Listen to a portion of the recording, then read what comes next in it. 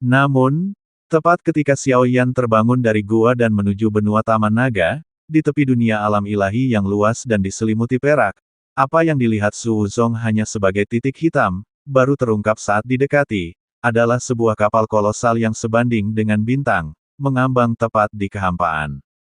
Ini sudah merupakan tepi aliran ilahi, dan mereka secara bertahap memasuki alam ilahi. Di dalam kapal Dewa Kekosongan yang besar ini, di sebuah aula besar yang terdiri dari rune rumit yang tak terhitung jumlahnya dan energi yang mengalir, penguasa kekosongan duduk sendirian, di hadapannya mengambang masa kekacauan. Kabut berputar hebat, bagian dalamnya merupakan sungai cahaya bintang yang berputar-putar, fragmen ruang waktu bergeser secara tidak menentu. Jari-jari penguasa kekosongan mengetuk ringan sandaran tangan singgasananya, menghasilkan suara yang dalam dan berirama, seolah-olah terlibat dalam komunikasi diam-diam dengan kekacauan. Tiba-tiba, penguasa kekosongan berhenti, matanya yang dalam sedikit menyipit saat kekacauan di hadapannya mulai bergeser, tatapannya terfokus pada kabut. Pertanyaan yang dia ajukan bukanlah hal baru. Jika Yang Mulia sendiri yang membunuh Yang Mulia, berapa peluang keberhasilannya sekarang? Entitas kacau itu tiba-tiba menyusut, cahaya bintang internalnya berkedip liar dan menghilang ke dalam prasasti surgawi berbentuk serangga. Dua rune kacau kuno dan sederhana, memancarkan kehendak absolut, muncul dengan bersih dari permukaan materi. Chi Cheng. Mata Suzu melebar karena terkejut. Penilaiannya sebelumnya adalah bahwa bahkan jika tubuh utama turun sendiri, peluang kemenangan hanya 90%, dengan 10% yang tidak diketahui. 10% inilah yang membuat Suzu berhati-hati dan ragu untuk bertindak gegabah. Tetapi situasi saat ini mengejutkannya, karena kekuatannya sendiri belum meningkat. Namun peluang kemenangan telah meningkat dari 90% menjadi 100%. Bagaimana jika hanya klon yang dangkal yang pergi? Entitas kacau itu berfluktuasi hebat lagi, deduksinya tampaknya bahkan lebih kompleks, dengan benang takdir yang tak terhitung jumlahnya saling terkait. Dalam kasus ini, pemadatan rune membutuhkan waktu sedikit lebih lama. Suzu merenung dingin, jika kekuatannya tidak meningkat, satu-satunya alasan peningkatan mendadak peluang kemenangannya mungkin karena Zun Sang terluka parah atau terpengaruh oleh sesuatu, yang melemahkan kekuatannya. Menarik, menarik. Sebuah pikiran terlintas di benaknya, dan dua sosok telanjang muncul di belakangnya, tampak persis seperti dirinya. Dua pancaran cahaya memasuki di antara alisnya, dan seketika mata kosongnya tampak mendapatkan jiwa. Ekspresi mereka juga seperti Zun Sang, tiba-tiba menjadi agak tidak menentu, membawa sedikit kegilaan. Sesaat kemudian, Su Anxing muncul dari luar aula utama. Armor Dewa Void-nya memancarkan aura yang kuat. Waktunya telah tiba bagi Su Anxing untuk membunuh Yang Mulia. Bawa 100.000 pasukan elit Taiksu dan dua avatar Yang Mulia ini. Kita harus menghentikan Yang Mulia tanpa membiarkan apapun terjadi padanya. Suara penguasa Void menggema. Tubuh Su Anxing menegang tanpa disadari, sedikit keraguan muncul di matanya, tetapi dia tidak berani membantah, hanya membungkuk dalam-dalam. Itu penguasa Void. Pedang ini menembus pedang pemusnah jiwa Void. Dengan pedang ini, kepala Yang Mulia akan dipenggal, atau kepalamu akan terputus. Sebuah pedang panjang, berkilauan dengan cahaya hitam, melayang di depan Su Anxing. Dia sedikit ragu. Dia pernah menjadi ahli strategi Taiksu, namun sekarang dia dikirim dalam sebuah kampanye, dipercayakan dengan tugas yang begitu sulit. Pasir Duri bukanlah orang biasa, dia adalah pengikut Yang Mulia, Su Anxing mengerti. Waktu masih singkat, jika kita ingin bertarung lagi sekarang, kesulitannya sudah jelas. Apakah Anda memiliki informasi spesifik tentang lokasi penguasa Void? Su Anxing berhenti sejenak dan bertanya.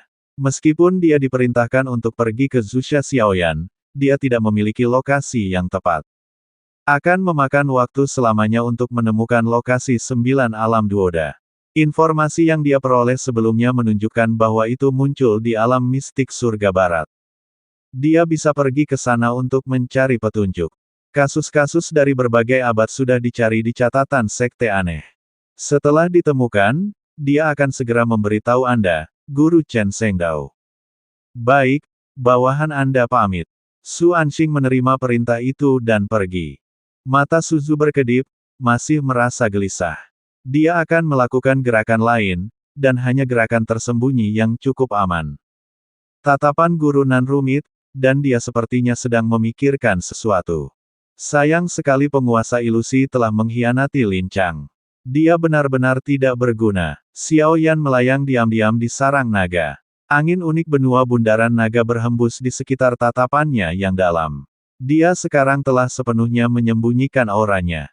Tatapannya menembus lapisan awan dan kabut yang memenuhi sungai naga, tepat mengarah ke kedalaman dinasti naga. Xiao Yan merasakan aura yang familiar itu dan duduk bersila. Long Yi sedang berlatih dengan mata tertutup, dikelilingi oleh sarang naga murni.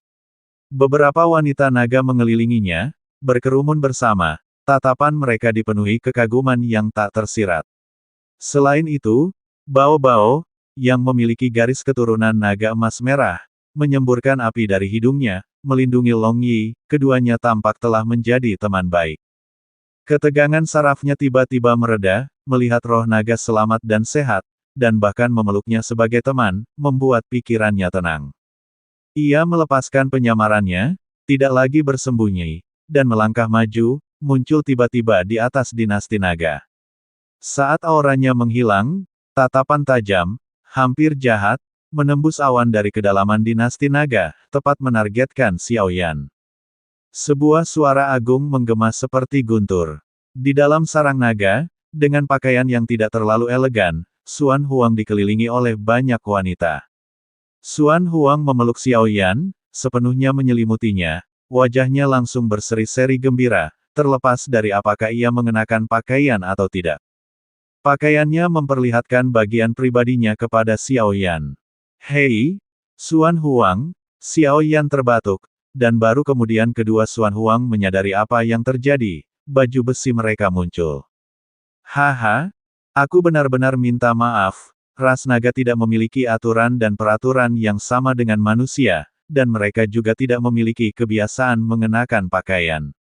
Xuan Huang tertawa terbahak-bahak. Wajar jika mereka adalah manusia binatang. Tapi aku masih khawatir tentang kembalinya kakak Xiao Yan. Ini tidak mudah. Xuan Huang melihat ekspresi bingung Xiao Yan dan bertanya, aku memang khawatir tentang dia. Namun, aku punya urusan lain yang harus diurus.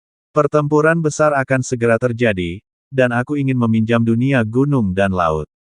Jantung api akan dikembalikan setelah Pinky. Xiao Yan Leopard membungkuk dalam-dalam. Mencari informasi tentang jantung api sendiri akan terlalu lambat. Dengan bantuan Xuan Huang, akan jauh lebih efisien. Aku pernah mendengar tentang jantung api, tetapi ras nagaku tidak membutuhkan api. Kakak Xiao Yan, yakinlah, jika kau membutuhkannya, Xuan Huang akan melakukan yang terbaik. Zeflame Phoenix Fit mengerti lebih baik. Waktu sangat penting. Mari kita segera berangkat ke Fengqi untuk membantu kakak Xiao Yan menemukan jantung api. Xuan Huang berkata dengan suara berat. Xiao Yan mengangguk, mengangkat tangannya untuk menggunakan jiwa void-nya untuk merobek celah spasial. Saudara Xiao Yan, maukah kau pergi dan menyapa Helong Liquid? Tidak perlu, Xiao Yan menggelengkan kepalanya dan masuk ke dalam bersama Xuan Huang, membiarkannya berkultivasi dengan tenang.